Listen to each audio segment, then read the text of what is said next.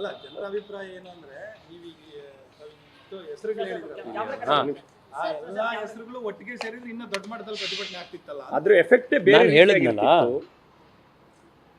ಈಗ ಹೋರಾಟದ ಪ್ರತಿಫಲ ಏನಿರ್ಬೇಕು ಹೇಳಿ, ರಿಸಲ್ಟ್ ಸಿಗಬೇಕು. ಇದರಲ್ಲಿ ರಿಸಲ್ಟ್ ಏನಿತ್ತು? ದರ ಜಾಸ್ತಿ ಆಗೋದಿತ್ತು, ಅದನ್ನು ಇಳಿಸಾಯ್ತು. ರಿಸಲ್ಟ್ ಸಿಕ್ಕಾಯ್ತಲ್ಲ, ಯಶಸ್ವಿ ಹೋರಾಟ ಇದು. ದರ ಇಳಿಸಾದ ಮೇಲೆ ಬೆಳಗ್ಗೆ 6 ಗಂಟೆಯಿಂದ ಜಾರಿ ಬಂದಿದೆ, ಸೋಮವಾರ ಬೆಳಗ್ಗೆ. ಮಧ್ಯಾಹ್ನ 2 ಗಂಟೆಗೆ ಪ್ರೆಸ್ ಕಾನ್ಫರೆನ್ಸ್ ಮಾಡಿ ಉಪಮುಖ್ಯಮಂತ್ರಿಗಳು ಇಲ್ಲ ನಾನೇ ಹೇಳಿದ್ದು ನಮ್ಮ ಸರ್ಕಾರ ಮಾಡ್ತು ಅಂತ ಪೋಸ್ಟ್ ಮಾರ್ಟಮ್ ಆದಮೇಲೆ, ಈಗೇನು ಟ್ರೈನ್ ಹೋದ್ಮೇಲೆ ಟಿಕೆಟ್ ತಗೊಂಡಂಗೆ ಅವ್ರು ಹೇಳ್ಬೋದು. ಆದರೆ 2 ದಿವಸ ಮುಂಚೆನೇ ಹೇಳಿದ್ವಲ್ಲ ನಾವು, ಆಗತ್ತೆ ದರ ಏರಿಕೆ ಆಗುವಂಥ ತಡೆ ಹಿಡಿತೀವಿ ನಾವು, ಅದಕ್ಕೆ ಬ್ರೇಕ್ ಬೀಳತ್ತೆ ಅಂತ. ಕೇಂದ್ರ ಸರ್ಕಾರದಿಂದ ನಾವೆಲ್ಲ ಸಂಘಟಿತವಾಗ್ತಾನೆ ನಾವು ಹೇಳಿದ್ದು. ರಿಸಲ್ಟ್ ನಾವು ಕೊಟ್ಟಿದ್ದೀವಿ, ಜನ ನೋಡಿದ್ದಾರೆ ಏನು ಅಂತ. ಇದು ಹೆಂಗಿದೆ ಅಂತಂದರೆ, ಇಲ್ಲಿ ಡೆಲ್ಲಿಲಿ ಒಂದು ಆಡ್-ಈವನ್ ಅಂತ ಒಂದು ಸ್ಕೀಮ್ ಮಾಡಿದ್ರು ನೋಡಿ. ಒಂದು ದಿವಸ ಈವನ್ ನಂಬರ್ ಗಾಡಿ, ಇನ್ನೊಂದು ದಿವಸ ಆಡ್ ದಿವಸ ನಂಬರ್ ಗಾಡಿ ಅಂತ. ಈಗ ರಾಜ್ಯದಲ್ಲಿ ಮುಖ್ಯಮಂತ್ರಿಗಳು ಉಪಮುಖ್ಯಮಂತ್ರಿಗಳ ಸ್ಟೇಟ್ಮೆಂಟ್ ನೋಡಿದ್ರೆ ಆಡ್-ಈವನ್ ಸ್ಟೇಟ್ಮೆಂಟ್ ಥರನೇ ಇದೆ.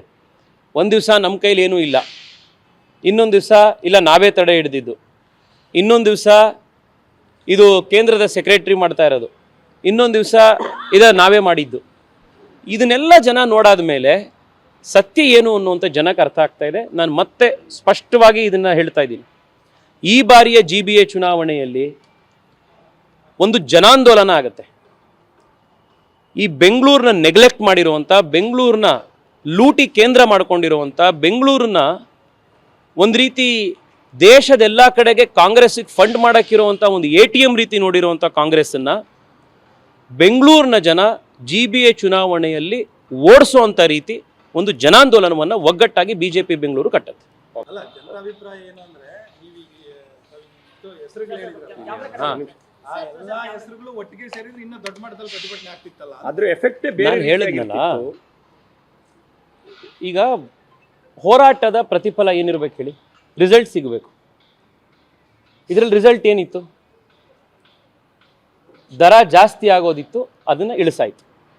ರಿಸಲ್ಟ್ ಸಿಕ್ಕಾಯ್ತಲ್ಲ, ಯಶಸ್ವಿ ಹೋರಾಟ ಇದು. ದರ ಇಳಿಸಾದ ಮೇಲೆ ಬೆಳಗ್ಗೆ 6 ಗಂಟೆಯಿಂದ ಜಾರಿ ಬಂದಿದೆ, ಸೋಮವಾರ ಬೆಳಗ್ಗೆ.